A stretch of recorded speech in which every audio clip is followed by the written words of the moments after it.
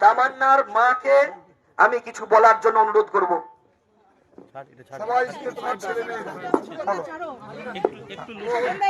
প্রথমেই বলি, সবাই আমি আমার মায়ের শোকে বার হতে পারছি না, তো তোমাদের সবার মুখের দিকে চেয়ে তোমরা সবাই আমার মেয়ের জন্য এসেছো, ওই জন্য আমি আজ তোমাদের কাছে সামনে এসে দাঁড়িয়েছি। আমি চাই তোমরা সবাই সবাই তামান্নার মা আব্বুর পাশে থাকো, আর তামান্নার খুনিদের, তামান্নাকে যারা বাঁচতে দেয়নি, ছোট্ট তামান্নাকে, সেই শয়তানদের শাস্তি সারা জীবনের জন্য, তাদের কারাদণ্ড, ফাঁসি, এটাই চাই। আর সবাই তোমরাই, এটাই আমি শপথ করছি যে যতদিন না ওই শয়তানদের শাস্তি হচ্ছে, আর যেমন কারাদণ্ড হচ্ছে, ফাঁসি হচ্ছে, ততদিন আমি এই লড়াই চালিয়ে যাব, আমি এক পা পিছাবো না।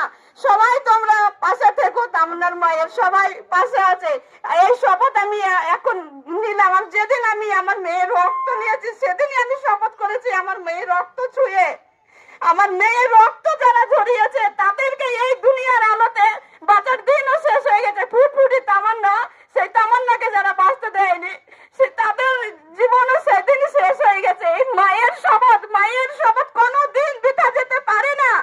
তার জন্য সবাই তোমরা সবাই পাশে থাকো, আর সবাই কোনো শাস্তি হয় ওই শয়তানদের।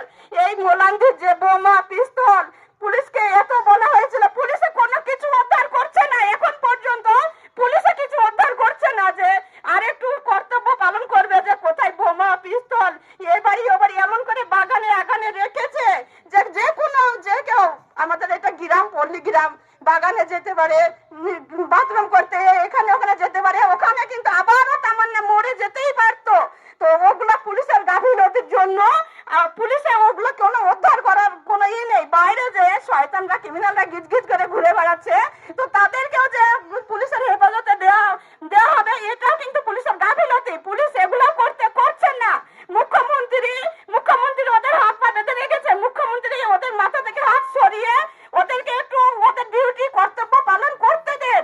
তামান্নার খুনিদের শাস্তি দেন, তামান্নার খুনিরা শাস্তি পাক। গোটা পশ্চিম বাংলার সাধারণ